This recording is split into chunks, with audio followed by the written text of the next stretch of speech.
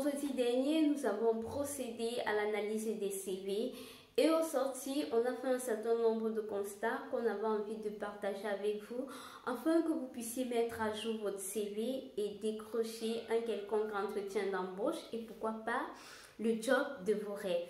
Alors le premier constat que nous avons fait, ce sont des CV qui ont toujours la mention en en-tête curriculum vitae. Ça c'est un mot qui avait été utilisé ou qu'on utilisait avant.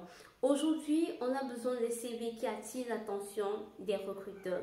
Donc, à la place de curriculum vitae, remplacez tout simplement par le poste visé. Par exemple, assistant des ressources humaines ou comptable gestionnaire de stock ou responsable logistique. Donc, remplacez curriculum vitae par le poste visé. Deuxième constat que nous avons fait ce jour-là, ce sont des CV qui comportent au moins 8 à 10 parties. Votre CV doit contenir tout simplement 4 parties. Je dis bien 4 parties. Première partie, votre identification. Deuxième partie, vos formations et diplômes.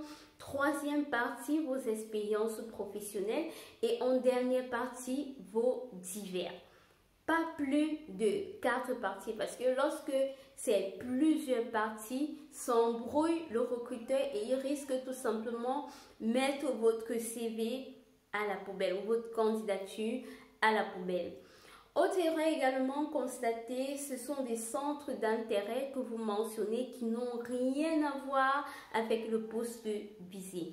Par exemple, vous êtes comptable gestionnaire de stock et vous mentionnez dans les centres d'intérêt que vous aimez écouter le Makossa de 1960 ou tout simplement vous êtes membre d'une association chrétienne de je sais pas trop, mais ça n'a rien à voir avec le poste visé. Donc mentionnez les centres d'intérêt qui ont des traits, qui ont des liens avec le poste visé. Voilà, c'était ces erreurs-là que nous avons constatées. Si toi qui me regardes, tu voudrais que nous analysons ton CV, n'hésite pas, laisse-nous tout simplement un commentaire, je veux, et nous nous chargeons tout simplement d'analyser votre CV, de mettre à jour votre CV et également, si vous voulez, de vous accompagner dans votre processus de recherche d'emploi. Sur ce, bonne journée.